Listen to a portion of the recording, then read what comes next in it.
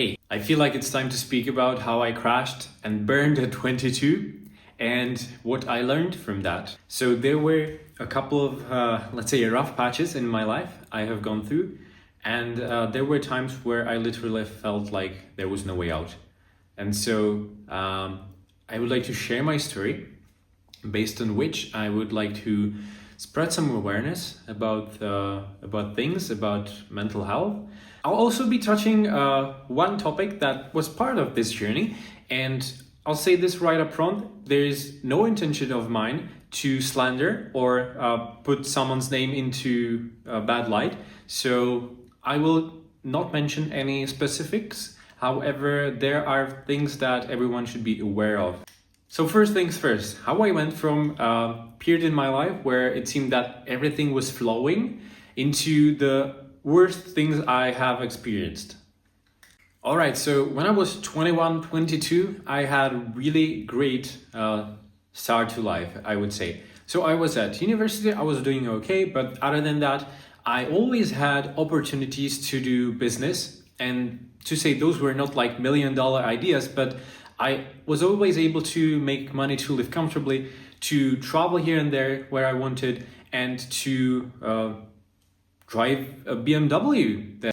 Now, it wasn't a brand new model, but I would say I had quite a good lifestyle for a student. I also managed to do all of this while maintaining a broad social life and doing sports. I kind of juggled all of that. Now, I'm not saying that to boast, however, I'm saying that to point out how quickly I went from here to a big crash. So I signed up for an Erasmus. That's something that I had always wanted to do. I was supposed to go there March to April, and it was Christmas time 21. Second, there was a van build business project that I took up, and that was one of the main catalysts for the events that happened. Guy I knew from high school, and it was not a classmate nor a close friend, however, I had seen him a couple of times, approached me with an offer to work on a project. It was concerning a van conversion, a van build. The intention was to scale it in a big way, meaning not only renting the van, but actually doing other builds and all the social media things, Instagram, TikTok, all the fuss around it, going crowdfunding, etc. That quickly inspired me. It was something where I could utilize a lot of the skills I had learned both in life and at uni. I very quickly said yes before kind of like putting enough time into investigating it. And it was like hyped. We worked on it from December, pretty much 4 months non-stop, day and night.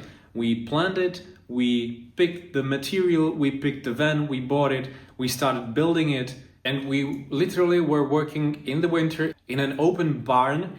There were times when I found myself attaching a Webasto exhaust to the undercarriage of the van while it was -7 outside. Trying to say it was a lot of work, it was hundreds of hours. It was fun, and we paid for it from our own pockets. Then there came a time when I had to leave the country for Erasmus. And although you might say this was pretty naive to think that we could do all the work within 4 months, it was something that I was transparent about from the very start. And so I still wanted to help in any way I can. I took up social media, I did daily videos, I was pretty much on the phone 24/7 to deal with technical things. And I was doing the crowdfunding campaign as well, while actually living pretty much two lives. There were a couple of times where I literally drove from Germany the 600 kilometers to where we built the van to help with the actual construction.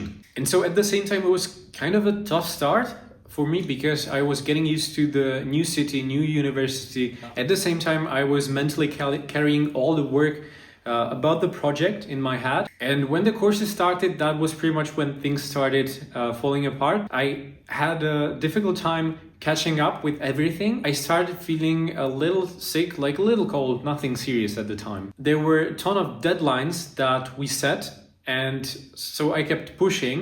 I was postponing sleep, I was postponing diet, I was postponing rest. And for some reason, I still couldn't get rid of the cold that I had. Guess why? Suddenly, all the load made me really sick. And if I say really sick, I mean I had zero energy. And there were times when I felt like I couldn't even walk for 10 minutes. Now, I had been in pretty good physical shape before doing sports. That really struck me down. Also, at the time I got antibiotics, which only made the situation worse. They kind of weakened my immune system at the time. What I later realized is that although I wasn't tested, that I might have actually had COVID, which would make sense with the symptoms. And this was the time when I realized there was something really off with the project. And to be honest, there were red flags from the very beginning. However, it took me this far to actually realize it. The person I was working with seemed to be more interested in hyping crowdfunding and social media than in actually fulfilling the deadline. It was a chaotic mess. The communication wasn't really working well, and I felt pushed by him to sweep things under the rug and pretend like everything is going fine. So pretty much there was a reality on social media that he was trying to create about the project and how everything was running fine, but it wasn't the case. That was the time I said stop, and I'm not gonna contribute to that. And at that point, I kind of realized, a light bulb lit in my head that I was manipulated hard from the very start. So he was in control of all the resources, all the money from crowdfunding, all the money that I invested, and the van itself was actually legally on his name. Why I'm saying that is not because I lost like over 6,000 euro on that project while I was 22. That was kind of a lot of money when I was a student, but because I sacrificed my health and mental well-being to a project that I suddenly had zero control. And I would like you not to end up in a situation like this by recognizing behavior patterns of other people. What the consequences for my life were, both in the short term, meaning months, and the long term, years from that moment. How I crashed. Now, as I think of it now, it's kind of funny story I can tell to my grandchildren, but I will tell you one thing, that at the time I felt like I was done. Literally, like I felt like this was the state of being that I'm gonna function forever. From today's perspective, I might label it as burnout, and it may have something to do with also post-COVID effect. I'm not sure whether that was really COVID. However, I did struggle. I had like zero energy, all kinds of symptom, inflammation. I lost the strength in my muscles, and so I couldn't really walk for a long distance. I started having memory issues. I started forgetting things. My cognitive abilities and brain power was at like 30%, I dare to say, to what was normal for me. And I would say I was kind of reliant, and my ego was also attached to my brain functioning. That was pretty much all I did. I studied and I did business and I did things like that. And I remember one specific thing, that I was sitting on my bed. I didn't know what to do, and like my nervous system literally started pausing. I saw white in front of my eyes. Now I'm not kidding. It was literally terrifying at that point. I had no idea what's going on. And from that point, I slept. The second day, I sat in my car. I drove 600 kilometers home, and I slept for like 2 weeks with literally getting up only for food, and I wasn't even able to like communicate with people I knew at the time. They were scared as hell as well. What was worst for me psychologically is the feeling that I failed, is the feeling that I could have done more, I could have pushed more, that I could have contributed more to the project. I kept thinking that I wasn't good enough, I wasn't strong enough. All the shame about it was what was eating me up inside. But what my body did at that time is it literally came to me, gave me this kind of a slap, and told me, you are not doing this anymore.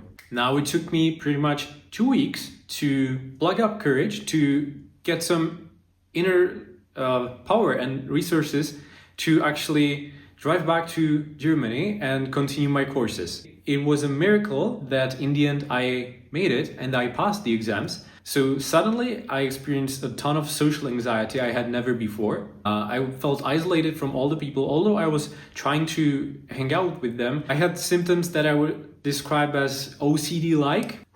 I definitely felt fatigued still. I struggled with my cognitive abilities, and that was quite challenging for me as I was studying in a different country in 2 foreign languages at the same time. I had a long marathon of medical checks, so I was quite anxious about my health. But the worst thing was that literally no one could diagnose me with anything. So I went to a neurologist, I got even a brain scan.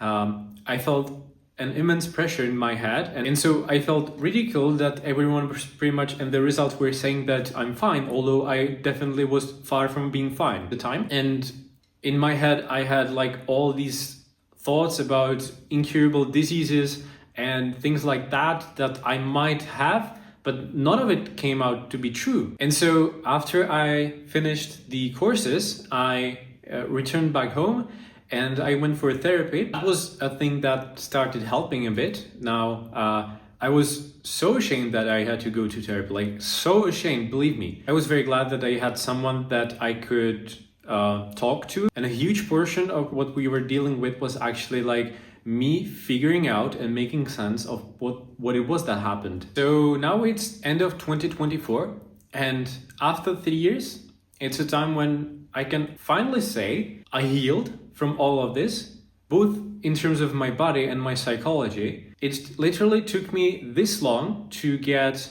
to the performance levels and health and wellness levels that I had before that. I struggled with all kinds of different things. My immune system was really like not catching up. I was always sick. I at one point even caught like mononucleosis out of the blue.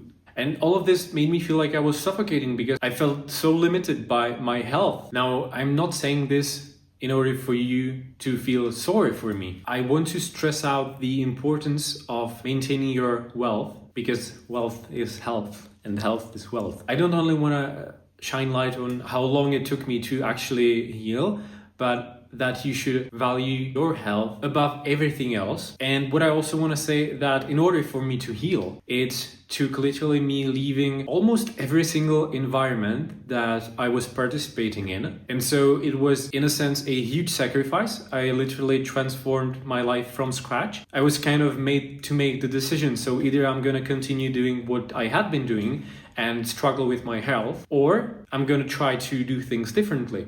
And since I started making these decisions, everything started improving. I was finally doing the things I wanted to do, really. And now I'm here talking about it in front of the camera to help you not to get in that situation. If you have watched this far, I sincerely hope you are not dealing with any of the things I did mention. However, if you feel like there are some common denominators, do not be afraid. Be honest with yourself, because only when you are honest with yourself, you can be actually honest with others. If there are any situations popping up, confront them right away and put your health first, even if that means saying no to everything and everyone. Your health is the most important thing. Now, I was a fit guy, I was doing sports, I was doing this and that. I wouldn't have ever thought this would happen to me, but it did. The morals of the story.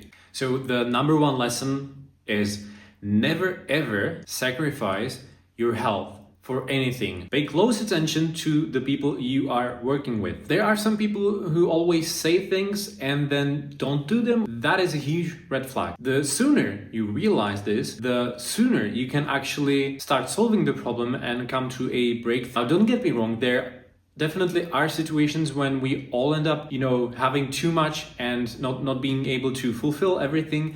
However, if a person does this on a regular basis, confront them as soon as possible. The thing is, in this world, there are people who only want to take advantage of you and who manipulate you. And once they get what they want from you, you are of no use to them. You should be very much aware of their ways of behavior and patterns so that you can avoid them at best. Make contracts, and that goes for if you're doing pretty much any business. The amusing thing is that I would tell you pretty much the same before I had this experience. What I realized was that I was so caught up in the doing and I was so hyped up for the project that I actually let this slide, and it was one of the core mistakes or lessons, I would say. Do not sacrifice your core values for any type of material gain or someone else's business. And I would like to say this to you.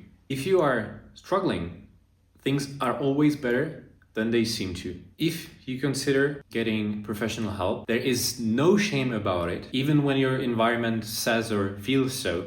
See you next time talking about brighter things than this. Ciao, ciao.